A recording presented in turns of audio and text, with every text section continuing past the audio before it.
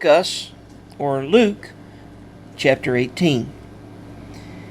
And he spoke a parable to them that they should always pray and not lose heart, saying, In a certain city there was a certain judge, not fearing Elohim, nor regarding man. And a widow was in that city, and she came to him, saying, Do right to me on my adversary. And he would not for a while, but afterward he said within himself, Even if I do not fear Elohim, nor regard man, yet because this widow troubles me, I shall do right to her, lest by her continual coming she wears me out. And the master said, Hear what the unrighteous judge said. And shall Elohim not do right by all means to his own chosen ones, who are crying out day and night to him, and being patient over them? I say to you that he shall do right to them speedily. But when the Son of Adam comes, shall he find the belief on the earth? And he also spoke this parable to some who relied on themselves, that they were righteous, and looking down on others. 2 men went up to the set-apart place to pray, the one a Pharisee and the other a tax collector. The Pharisee stood and began to pray with himself this way, Elohim, I thank you that I am not like the rest of men, swindlers, unrighteous, adulterers, or even as this tax collector. I fast twice a week. I give tithes of all that I acquire. But the tax collector, standing at the distance, would not even raise his eyes to the heaven, but was beating his breast, saying, Elohim, show favor to me, a sinner. I say to you, this man went down to his house declared right, rather than the other. For everyone who is exalting himself shall be humbled, and he who is humbling himself shall be exalted. And they also brought infants to him to touch them, but his taught ones, seeing it, rebuked them.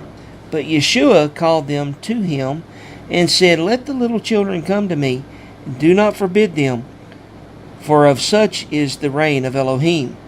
Truly I say to you, whoever does not receive the reign of Elohim as a little child shall certainly not enter into it. And a certain ruler asked him, saying, Good teacher, what shall I do to inherit everlasting life? So Yeshua said to him, Why do you call me good? No one is good except one, Elohim. You know the commands. Do not commit adultery. Do not murder. Do not steal. Do not bear false witness. Respect your father and your mother.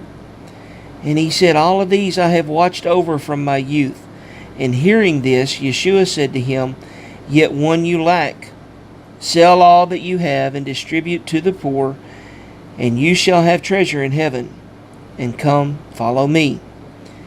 But when he heard this, he became intensely sad, for he was extremely rich.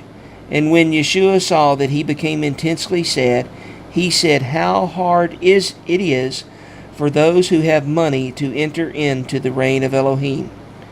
For it is easier for a camel to enter through a needle's eye than for a rich man to enter into the reign of Elohim. And those who heard it said, And who is able to be saved? And he said, What is impossible with men is possible with Elohim. And Kepha said, See, we have left all and followed you.